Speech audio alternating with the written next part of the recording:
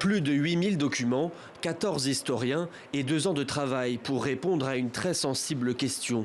Quel a été le rôle de la France dans le génocide des Tutsis au Rwanda en 1994 ?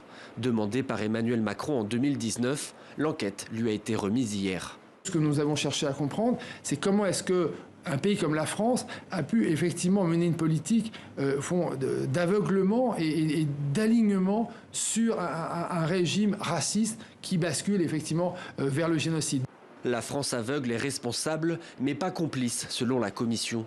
Dans le rapport, les historiens reviennent sur l'engagement français durant les 4 ans, au cours desquels s'est mise en place la dérive génocidaire du régime Hutu. Une dérive qui aboutit en 1994 à l'extermination de 800 000 personnes, majoritairement Tutsis. Comme nous, on était du côté des Hutus et que les Hutus étaient en train de se comporter avec toute la grâce et la gentillesse d'un bataillon de SS mal organisé, évidemment, on n'a rien fait pour les aider.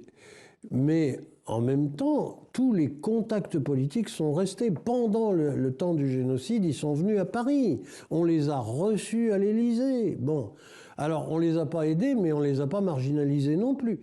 Le président de l'époque, François Mitterrand, proche du président Hutu Juvenal Habyarimana, s'aligne sur le régime en place. Une relation qui influence les décisions de Paris au Rwanda. Selon les associations de victimes et les ONG, difficile alors de ne pas parler de complicité. Le rapport pointe justement de l'aveuglement. C'est un terme qui est très décevant, parce que finalement les responsables de l'époque étaient très bien informés. La commission Duclerc a cherché à voir s'il y avait une intention génocidaire chez les responsables français. Comme il n'y en avait pas, il conclut qu'il n'y a pas de complicité. Or, si on reprend la définition juridique, c'est faux. Il y a complicité, en effet, et c'est ce que nous aurions aimé que la commission Duclerc documente beaucoup plus. Les ONG espèrent maintenant un geste fort de l'exécutif. Emmanuel Macron a salué une avancée considérable. Le président français devrait d'ailleurs se rendre au Rwanda le mois prochain dans l'espoir de réchauffer les relations entre les deux pays.